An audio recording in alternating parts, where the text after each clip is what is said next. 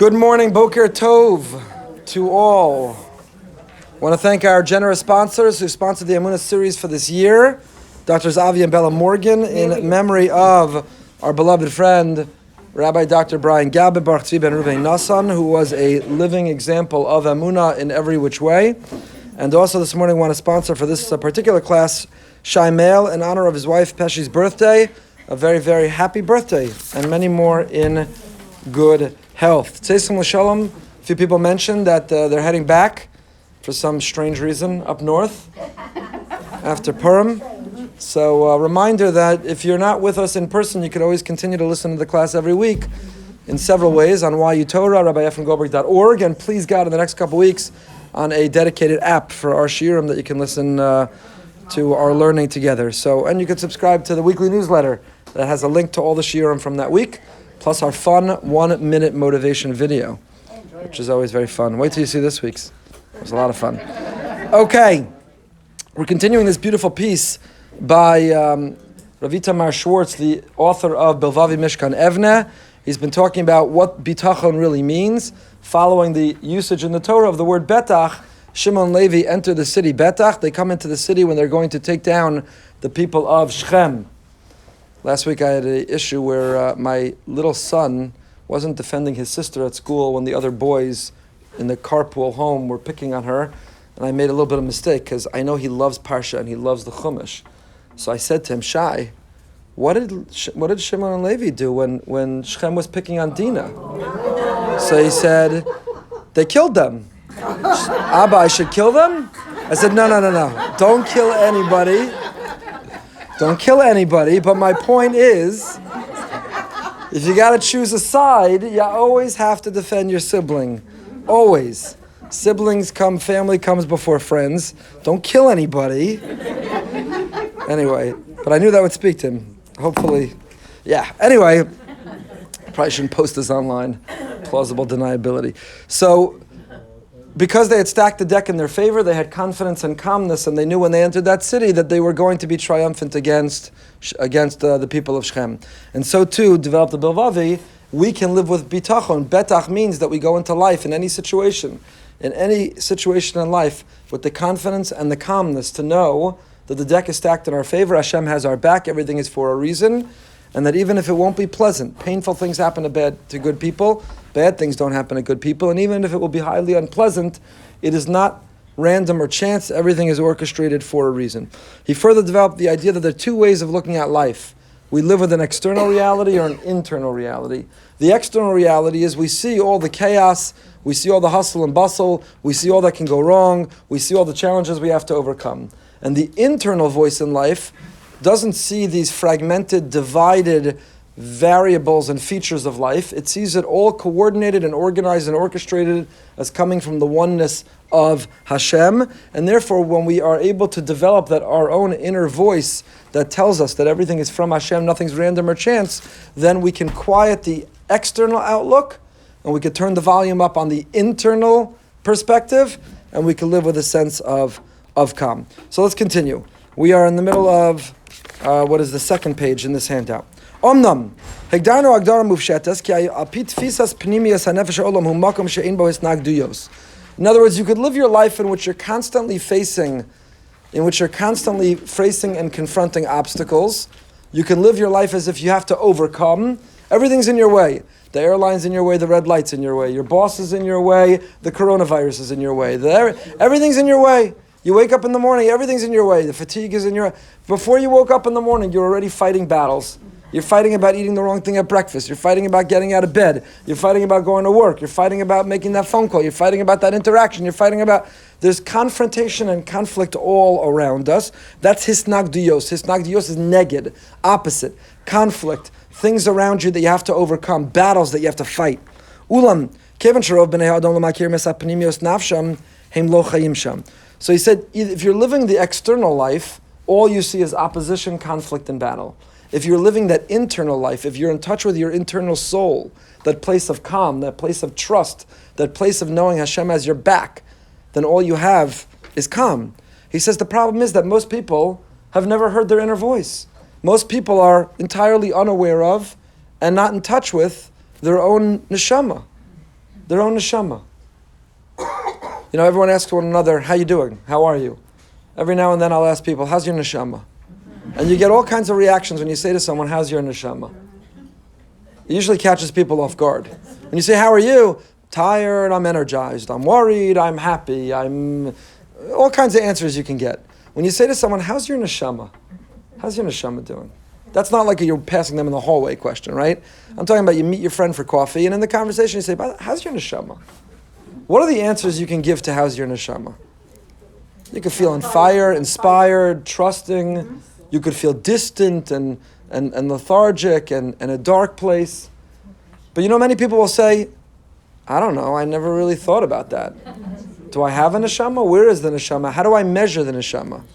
How do I measure the neshama? But Peter Drucker, the great management guru, used to say, what gets measured gets managed. What gets measured gets managed. So if you're not measuring your neshama, if you're not measuring your life, right? I wrote an article a couple years ago about the Fitbit, which I guess I was into for about a week. But I wrote an article, someone gave me a Fitbit, that lasted like a week. So people count their steps. What's the value of counting your steps? Because what gets measured gets managed. So if you have this, if you just came back from APAC, you hit your 15,000 every day, I promise you. It's 10,000, whatever that number was. So if you count your steps, then you're going to have an awareness and a mindfulness, and you're going to want to achieve your maximum effort. If you're not measuring what you're doing, so we do that in the area of count our calories, and we measure our weight, we measure our steps, and we measure our size, and we measure our blood pressure, and we measure our cholesterol. What are we measuring about our neshama? What are the barometers? What's the thermometer to measure the wellness of our neshama? When you say to someone, how's your neshama? I'll tell you what it is for me. The thermometer of the neshama to me is davening. When you're davening, you feel connected. When you're davening, you walk away feeling transformed. When you're davening, lifts you. When you're davening, you feel like you had a conversation and a rendezvous with the Almighty. When you're davening, helps you feel unburdened. Then your neshama is doing pretty well. And when you're davening, you're like, do I have to daven? And I don't want to daven. And I made my way through davening, and I put a check next to davening, but I don't remember saying one word of davening, and I don't really feel connected or opposite anyone. Then the neshama needs a little work. So now is not the time, although we should dedicate another time to talking about, well, I know what the answer is. If you have high blood pressure, you know what you got to do. If you got high cholesterol, we know what you got to do. If you measure your waistline and it's bigger than it was, we know what you got to do. If the scale tells you, then you know what you got to do. What do you do when your davening thermometer tells you your neshama is not doing too well? What happens? Your anxiety level is high. That's another indication your neshama is not doing too well. Not, again, clinically diagnosed anxiety, which needs legitimate intervention and treatment. I'm talking about just general Jewish neurosis anxiety. So, what do? I know that in the health platform, what you need to do, exercise and eating habits and coach and accountability and all and so on. What do you do in the realm of the neshama? What do you do in the realm of the neshama? So, he's diagnosing a core problem. If you want to live with calmness and happiness in your life, then you need to listen to your inner voice. You need to not hear the external voice that panics, but you need to turn up the dial on your inner voice that is calm. How do you access that inner voice? You can't wait till the crisis. If you wait till the crisis, it's too late. You need to be in touch with that neshama, that inner voice regularly. You need to learn to have conversations with yourself, not in the put you in a mental institute kind, but conversations with yourself means when you feel yourself getting nervous and anxious, reminding yourself why you should stay calm. When you feel yourself panicking or worrying.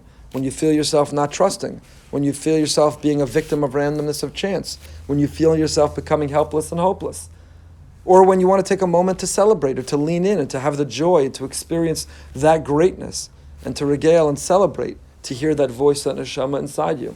In other words, and if I had $1 for every time I use this expression, our new campus would be finished. But you're not a body that has a soul. We are a soul that has a body. So isn't it terrible and tragic that we often forfeit and neglect, and we're not in touch with the core part of who we are, and we define ourselves and invest in pampering what is the secondary part of who we are? It'd be like a person lets themselves go their body physically, right? Their blood pressure, their cholesterol, they're clinically obese. They've let themselves go in every which way. But their closet, their wardrobe, they take care of amazingly. Their clothing is impeccable. And they have the most expensive and the highest quality clothing, and their closet is highly organized. So their body they let go entirely, right? It's failing them. It's compromised. The body they neglect and they let go, but look at my closet. It's amazing. Well, the body, compared to the soul, is like the wardrobe in the closet. We wear it. It enables us to interact with the world, but after 120, we're going to take it off, and it's going to go back into a closet. Our wardrobe will be replaced when the fashion changes. Our clothing will wear out. To be overly invested in our wardrobe at the expense of and while neglecting our health and body, anyone can see would be incredibly foolish. And yet that's what we do. We neglect our soul, which is the core part of who we are. It's what always existed and it's what will always exist. And the wardrobe, what we call our body, is what we pamper and indulge in. It's what we take care of. We should take care of it. Should have a nice wardrobe and take care of our clothing and have it be the best quality. But it's secondary, of course, to taking care of our body and our health. And we should take care of our body as the wardrobe of the soul, but it's secondary to asking ourselves, how's your neshama? The wellness, the health, the well-being, the future of our soul is that much more important. So, says Rav Schwartz, the problem is the reason that we live with this panic and fear, we lack that calmness and trust, is because we're listening to that external fragmented voice that just sees conflict and confrontation and what we have to battle every day. And it is louder. The knob, the volume of it is turned up so much louder than the inner neshama voice that sees the unity of existence, that sees Hashem's hand in all that's happening, that knows that nothing is random or chance and everything is for a reason. Memela rabba me'akoram yalu tmios v'yomru. So many will listen to this insight, the shtickle Torah, and they'll raise their hand and they'll say, Rav Schwartz, it's lovely. It's a nice idea, great Emunah class. But how am I supposed to live my life that way? How? She'ein bo hisnagduyos, where there's no opposition.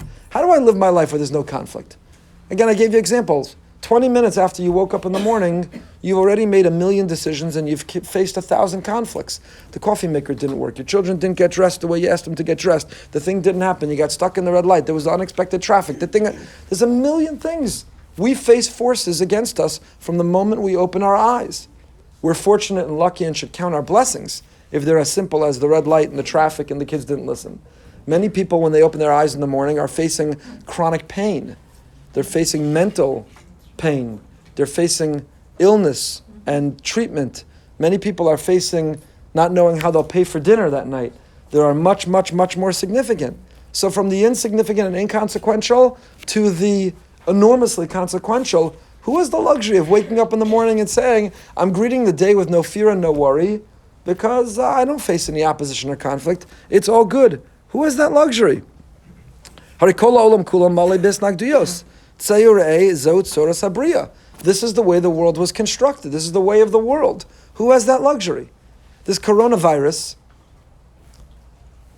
of which there's 1,000,000 lessons to derive. I wrote about one of them last week, which is the fact that the whole global world is interconnected, no matter how much we might want to deny that. So one man in a village in China got this coronavirus. A couple weeks later, 44 people in China, and now 100,000 people around the world. So we're all interconnected, and if we cooperate and coordinate, we can eliminate it, or if we maintain our differences, then it's going to take us all down. And there's an enormous lesson about the notion.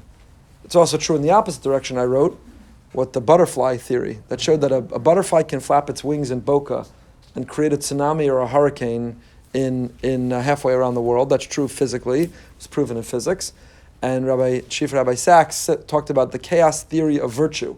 That the same is true if you flutter your wings of virtue, if you do a chesed, a tiny little chesed can grow and set things in motion that can literally change the world. So that's one lesson of this coronavirus, but there's another lesson of this coronavirus. First of all, it's amazing to me, I was thinking last night, as I'm watching all the panic, some of it reasonable and caution, and builds cautiousness, some of it totally irrational, unreasonable, and out of control.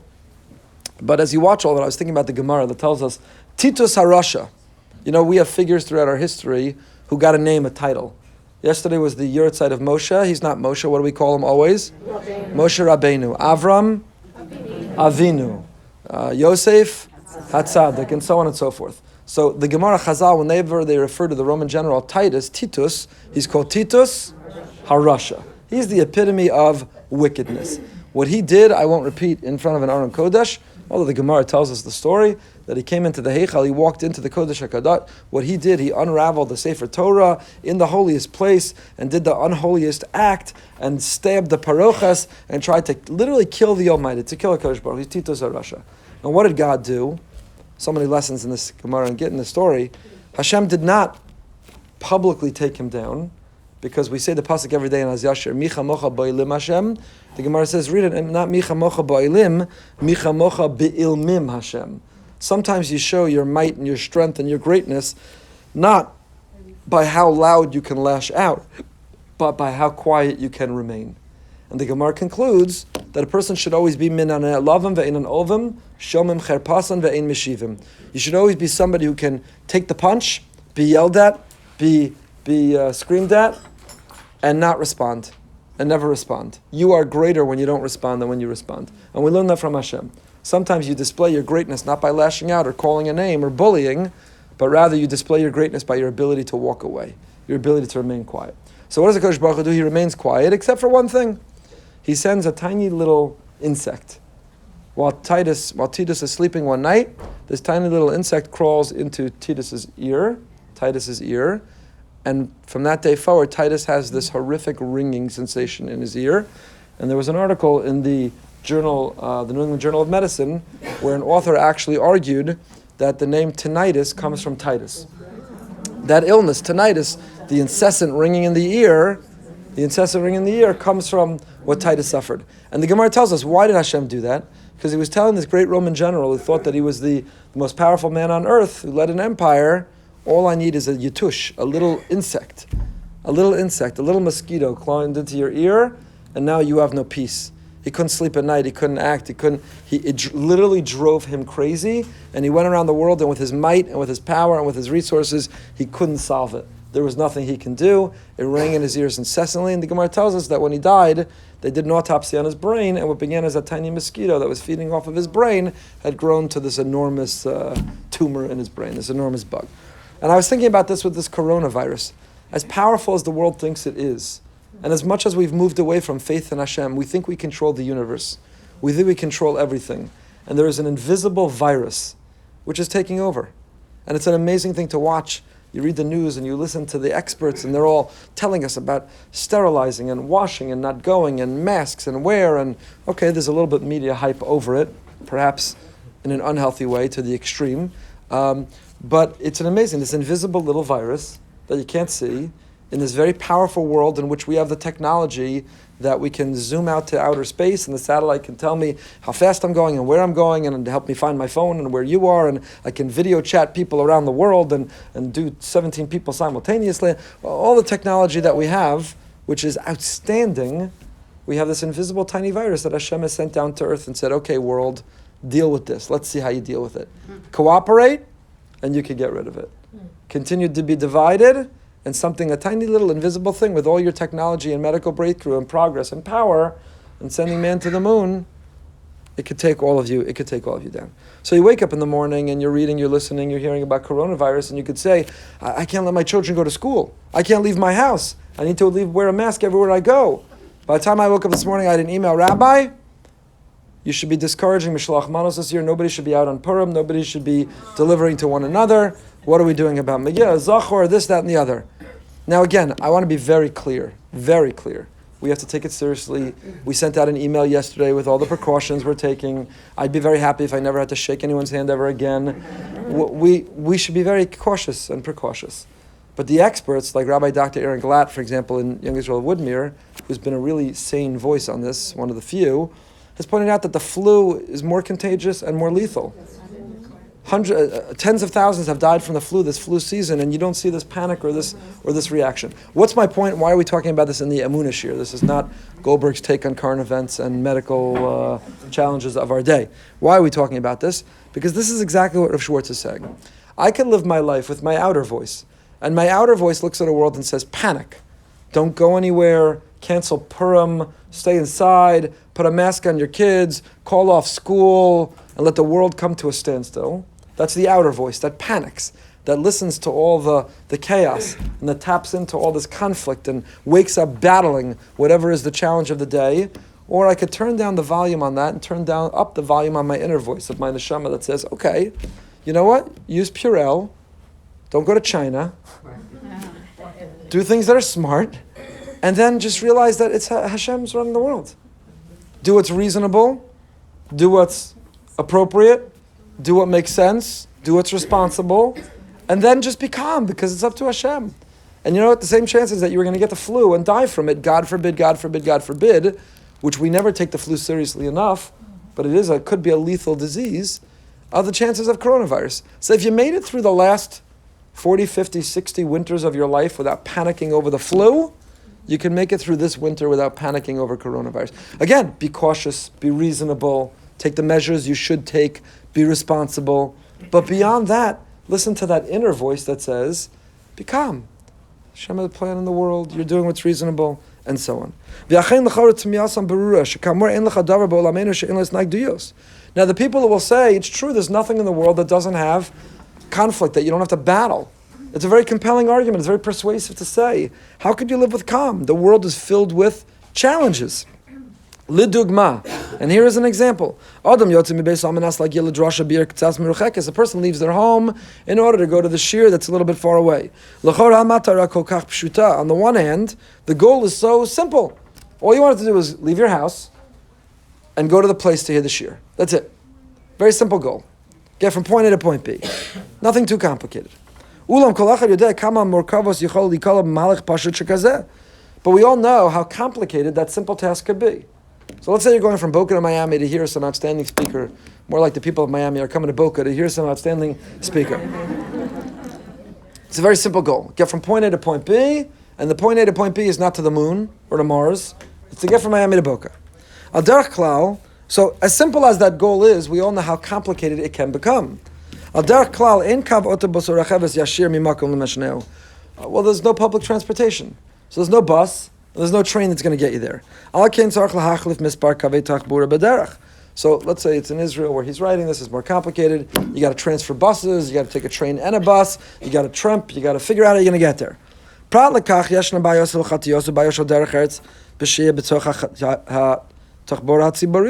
You're going to have certain dilemmas that you're going to have to face. Moral dilemmas, ethical dilemmas. Do you get up and give the pregnant woman your seat? Should you look in that direction? There's an image that a Ben Torah shouldn't be looking at. How do you behave here? What do you do there? What's the common? You're going to have dilemmas. This is in addition to the general complications that come up every single time that we travel. Kigon, you're going to have construction, you're going to have traffic. And you're going to have the problems that come to not only public transportation, but private transportation. What if the air conditioning breaks? What if you run out of gas? What if Waze misdirects you? What if anybody can add more and more examples of these complications? Agav, parenthetically, נזכרנו בכמה הסנגדיות בצורה שמניע עיכובים. כן הדבר בכל מהלכי החיים, המציע עושה שכל מה שתרצה לפעול תגלה מערכת של הסנגדיות שעומדת בדרכך. He says, by the way, parenthetically, how much conflict and opposition and challenges did we face just publishing this book? The editor and the publisher, and did it come timely, and you need a sponsor, and did it come out, and how was the ink, and how was the font, and how was There's nothing. I would challenge you to come up with one thing in life that you can give as an example where you don't face opposition, conflict, struggle, that you don't have to overcome. Everything, every aspect of life. Sleep, eating, speech, relationships, work, travel. Everything in life has conflict. So how can you wake up and live life calm? How could you have that calmness, that serenity, that tranquility, that trust? How can you have that certainty and that confidence when the truth is that every area of life has this complication? Says Rav Schwartz, I want to be very clear. He says, I'm not suggesting that you live in an alternative universe. I'm not suggesting that you deny the reality that is around you, and that instead... Okay, everyone relax. It's just a sneeze. It's a common cold. Just relax. I will Purell. So he says, I'm not suggesting that anybody live in the alternative universe or deny reality or pretend that things are not the way that they are. Sha'olam ha'pnimi hu metzias shel makom acher. El metzias ha'olam hi metzias achas. Ve'al metzias zu yeshnam shnei sugei mabatim hashonim betachlis. It's not that my internal voice brings me to an entirely different world. It's not that there's an external world and an internal world, and I can choose which zip code or which address to live in. It's not that there are two competing or conflicting worlds. There's only one world. There's the world of reality. It's not that there are two worlds. There's one world called the world of reality. It's all a question of my perspective, how I look and how I live in that world. When you live life with this perspective externally, superficially, what you see around you is a world of, this outer layer feels opposition from all of life's challenges. It sees everything as disparate, separate, apart, not making sense, not coordinated, coming at you from so many different directions. The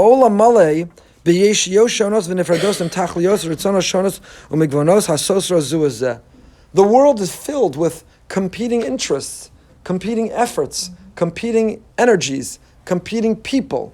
My whole world is just so fragmented. You ever feel that way? You're like overwhelmed. My kids, my work, my parents, my family, the weather, the cold, my lack of sleep, the exit. I can't. There's a million things going on, a million voices, a million influences, a million competing things. And you feel like you're going to crumble. You feel like you're getting crushed. You feel like you're going to collapse. It's coming at you from every different direction. So to get from here and to travel for a simcha to New York, I've got to make the ticket, and I have traffic when I get to the airport, and do I get there in time, do I get through the TSA, and who am I going to be sitting next to, will the plane get off on time, and when I land, and where will I stay, and what will the weather be, and what's going to happen when my luggage arrive, there's a million. If you'd actually stop and list out and think about all the things that have to go right, and all the moments you're going to have to face, you'd simply collapse. You could never ever do it. You can never ever do it. Mela gam yeshus paulos alpi tachlisa uritzonoseh pratiyim. Everything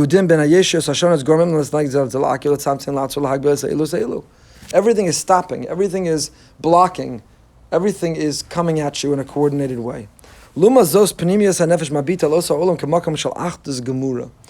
if you quiet that superficial, external, outer voice, and instead you come with the internal voice, then you'll face this world entirely differently.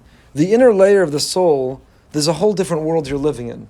Not a place of a million variables and a million opponents and opposition, but rather a place that we don't feel in danger whatsoever.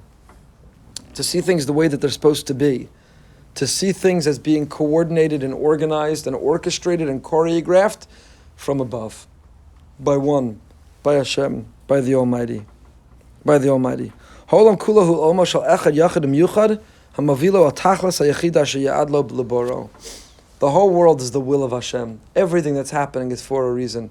It's all coordinated and orchestrated, and it's all happening to our benefit.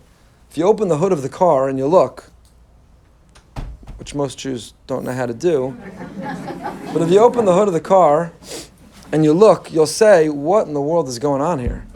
There's I'm so unimpressive, I can't even name it. There's the engine and the carburetor and the radiator and the starter and the alternator and where you put the windshield washer fluid and where you put the gas. I don't know. I'm not going to even try to impress you. You open the hood of the car and there's a million little gadgets and belts and things going on. And you look at that and you say, come on. Right? So if somebody from 200 years ago came back to life and looked inside the hood of a car, they'd say, this is never going to work out together. All these parts are going to talk to each other. All these parts are going to create one reality and one result? Can't be. There's a million things that can go wrong. This belt is going in that direction, and that belt's going in that direction, and this thing is healing it, and that thing is cooling it off, and this thing is running this way, and this thing needs the burning through the gas, and this thing is... How could it all happen? How could it all happen? But we know that whoever designed the car did so with a brilliance, and an intelligence, and a genius, and forethought, and design. And because there's a design, and because there's an originator to it, it's all coordinated in order to bring about one result. And lahavdil, we look at this world that looks at so many moving parts, this belt in this direction, that belt in that direction, this thing's happening, heating, this is cooling, and this is... But it's all echad, yachad, and yuchad. It's all coordinated to bring about a one reality, a one result, a world the way Hashem wants. Kol Avram kulam mishamshim soso tachlis. Gam elu shelafi hamabar hachitzoni lechora nir'im ke'ovrei ritzono. Mitzad hamabar hapnimi af hem mishamshim mizborim maaseim lovilas abriya kula tachas echad achas sheyad la yotzra. Even the things that look like they are going opposite Hashem's goal or vision are also part of His wisdom. Now, the part that Rav Schwartz is simplifying here, which we're not going to get into today, is how do we reconcile free will and the fact that human beings make choices with the reality that Hashem brings about and designs and orchestrates and choreographs a world the way He wants. That is a very, very, very difficult question, and it's not one that I'm afraid of or shying away from, but it's not what we're going to deal with today. We are simplifying it, admittedly so, to say that we live our lives and we look and we say, Hashem, I have a calm and I have a confidence. I enter the city betach, the way Shimon and Levi did, because I know you have my back. And true, on the outside, it looks like everything is failing and falling, and I don't know how it's going to work out, but I know. I met with somebody this week who had a challenge because something happened at work, which absolutely wasn't his fault. He did nothing wrong, but because he was in charge, it nevertheless had a negative consequence for him. And as he went through it, he didn't sleep for 2 weeks, and he felt humiliated, and it was a major challenge, and created a tremendous problem at work where he lost his title, and it was a huge problem. And why was he meeting with me? Because as a result, it set him on the path of looking for a new position, and he has these two incredible options, one better than the other, and was curious for my feedback about which one he should do.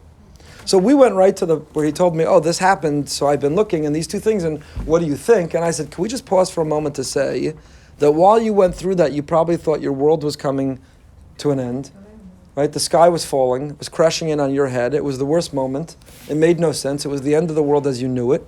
You were ashamed and embarrassed, you were afraid, you were anxious, you were worried, and it's the greatest thing Hashem ever did for you. Because otherwise you would have stayed in that position, less fulfilling, less opportunity. And look now, you have these two choices, one better than the other, about who you can become and writing the next chapter in your life. And that is an example, but we all have examples like this in our lives. Maybe you could argue daily, where the things that seemed that they were going entirely wrong were Hashem's way of organizing a detour to get us to the right destination. So the question is, do you panic? Do you live with that external chitzoni voice and you say, oh, this and that and the other thing, and look at all these variables and forces that are coming up against me and I'll never make it?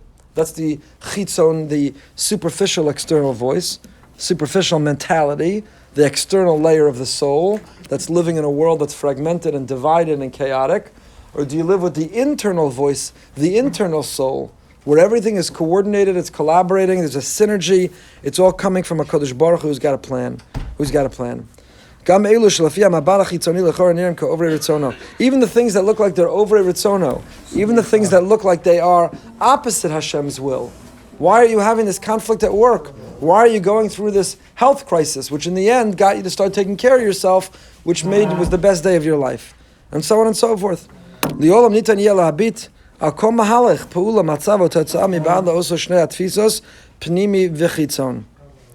to look at our whole life, all of the things that we do and all the things that are done to us, all of our circumstance and everything that's going on, and we have to choose. Know that you can choose. You can choose how to live your life. I'll give you a little spoiler to my 1-minute motivation video this week. I sat in a cockpit on a plane and did the video and said you could either be the pilot or the passenger of your life. If you're the passenger in your life, you're just being driven or flown to wherever the pilot takes you. And you are passive and fatalistic, and you are forfeiting, conceding your control, and you're just the passenger in the back. Or you can be the pilot and grab the controls, and you can determine the trajectory, and you can determine the path, and you can determine the destination. The choice is ours. So the same is true with how we lead our lives. I can be the passenger and just say, well, woe is me, and what can I do? I'm afraid. What can I do? I'm anxious. What can I do? I'm overwhelmed. What can I do? I have to face all of these things. That's being a passenger, a passive passenger. If you're going to be the pilot of your life, you say, you know what? I need to quiet that voice, turn down that volume, and raise the volume of my inner voice of my soul, of the tranquil voice, the voice of calm, the voice of confidence, the voice that knows I have to do what I have to do today. I'm not suggesting that if you tap into your inner voice, you'll never have to go through challenges. To be alive, to be breathing, is to have to go through challenges. We just pray that they're inconsequential and insignificant. But to be alive and to be breathing is to be going through challenges. But it's up to us to pilot our lives and to choose with which perspective we're going to see. Am I wearing the sunglasses or the clear glasses? Am I watching in high definition, in black and white, or in color? We choose perspective in life. We choose perspective. I can live with the external perspective. There's a million moving parts. They're uncoordinated. They're divided, and they're all coming at me. And I don't have what it takes to face them all. Or I can live with the inner voice that says that everything is from Hashem, and therefore, yachad umiyuchad. It's all yechida. It's all coming from HaKadosh Baruch Hu's oneness. And it's all here to serve that purpose. It's a question of how I live and how I view my world, and nothing will help you better choose to see the world more correctly than a Hashgacha Pratis WhatsApp group. A journal, a Hashgacha Pratis journal, to write down.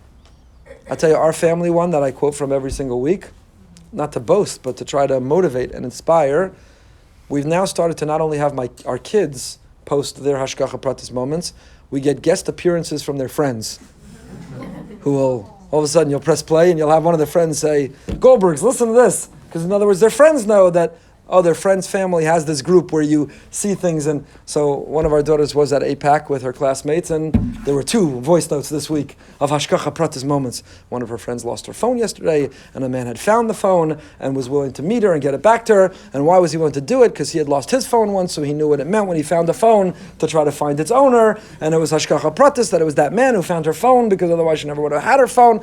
These girls ramble. They're very long voice notes, mind you, on the Hashgacha Pratis WhatsApp group, but guest appearances from others. And maybe we should make a collective one, and we all leave our messages of the little things that don't have to be so private with one another. Because the more that you speak, and the more you tell the story of seeing Hashem in your life, the more you're going to see Hashem in your life.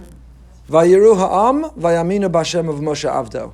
Vayiru, first you have to see him, and then vayaminu. So when you see him everywhere and in everything, when you see that it's all coordinated and it's by design, when you listen to that inner voice and you have that sense of calm and confidence, the vayiru, when you see him everywhere, then you're vayaminu.